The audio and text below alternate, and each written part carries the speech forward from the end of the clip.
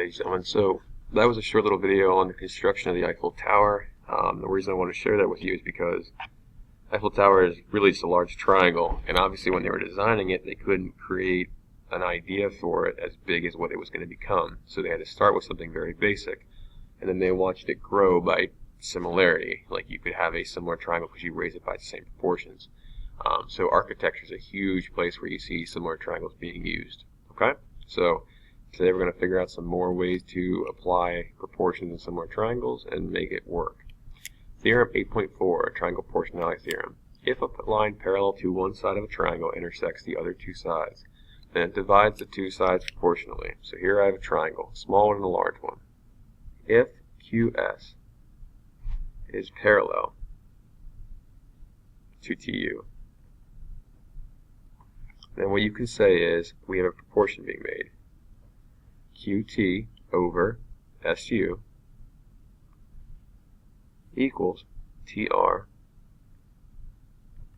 over UR. Okay? So that's what we can have. It can be split up and it can make it work. Alrighty? Well, there's a converse to that where in reverse, if a line divides two sides of a triangle proportionally, then it's parallel to the third side. So if I say that QT over SU equals TR over UR, then I can say that QS is parallel to TU. Okay, and that works. So let's see if we can apply that and solve some problems. Find the length of a segment. Find the length of NR. If I don't know what it is, I'm going to call it X. So now I can make my proportion up. I can say 9 over 6 equals X over 4.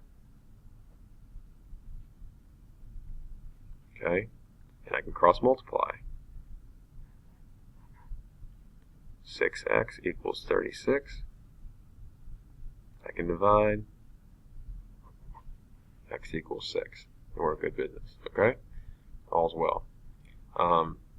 Just to show you guys this, I did 9 over 6 equals X over 4. If you wanted to, you could do 9 over X equals 6 over 4. Okay, going down the line. If I cross multiply, I will end up getting the exact same thing. So this is good news for you guys. Please don't do them both. Just pick one to get good at it. But if you just try to set these up, as long as you are consistent, you will probably get the right answer. Part B, find DF. So I'm going to call DF X. I'm going to stick with the top over bottom one. X over 12 equals 6 over 8. Okay, I can cross multiply here. 8x equals 72. X equals 9. Okay? Two more little theorems to take a look at. Theorem 8.6. If three parallel lines intersect two transversals, then they divide the transversal proportionally. So if lines L and M are parallel and intersect. So if lines L and M are parallel and intersect RS and T, then we can say UW over VX is equal to WY over XZ. We can create a proportion from that.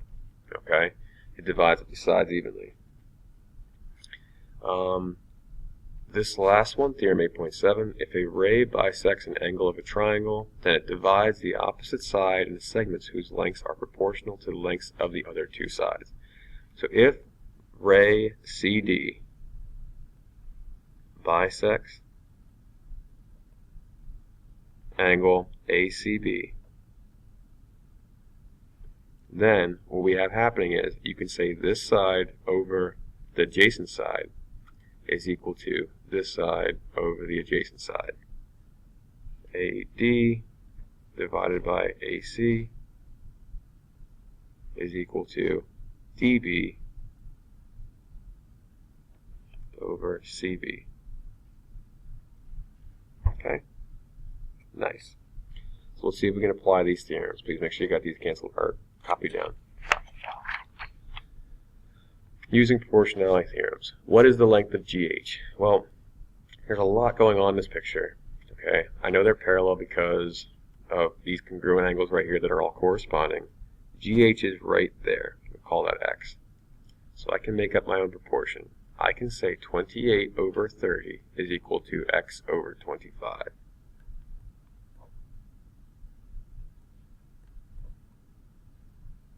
Okay, and now I can cross multiply. 30x equals 28 times 25 is 700. Alright, and I want to solve for this, so I can do 700 divided by 30, and I get 23.33. Or, I could do math, enter, and get 70 over 3. I'm fine with either answer. Either one would get you the correct points. Okay? Number 4. In the diagram, angle QPR is congruent to angle RPS. Use the given side lengths to find the length of QR. I'm trying to find QR, so I will call that X. Now this goes back to, you have to think about this. The entire thing is 18. This piece is X. So therefore RS has to be 18 minus X. Okay?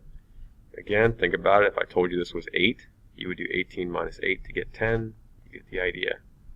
So I'm going to do, like we just talked about, side over adjacent side equals side over adjacent side.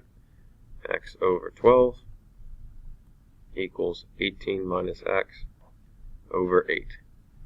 Okay? And I can cross multiply. 8x equals 18 times 12 gives me 216 minus 12x. Make sure you distribute the 12 to both terms. I can add 12x over. I get 20x equals 216. We can do 216 divided by 20 to get 10.8. Or, if I want to turn that into a fraction, I can hit math, enter, 54 over 5. Again, I would accept either answer.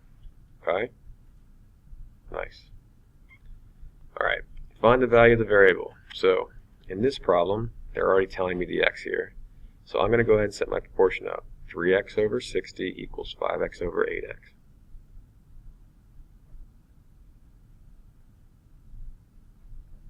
Now, oops, this is 8x. I'm going to give you guys a huge hint here. I want you to reduce these down before you solve it. It makes your life easier. 3x over 60, what number can go into 3 and 60? It'd be 3. So I can reduce that down to x over 20. How did I get that again? I divided 3 by 3 to get 1. I divided 60 by 3 to get 20. Over here, 5x over 8x, the x's can cancel out. This is an Algebra 2 idea that you're going to get very used to next year. Now I can cross multiply. 8x equals 100. X equals, if I do 100 divided by 8, I get 12.5 or 25 over 2. Okay? Good. So do yourself a favor, cancel the x's out if they're over top of one another. Otherwise, you're going to deal with x squared. It gets very complicated. It's just easier this way. Part B. Now, I'm going to do a little different here. Well, actually, we can do it this way. Top over bottom equals top over bottom. So I can say 9 over x equals, I need to figure out what this is right here. Well, the whole thing's 30. This is 9. So this would just be 21. Okay? That's really hard to see. So I can say 21 over x plus 6. Now I can cross multiply. 21x equals 9 times the quantity x plus 6. You can distribute that in.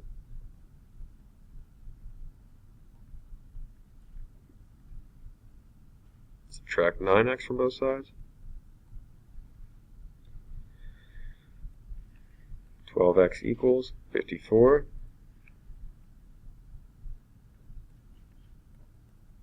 Divide by 12.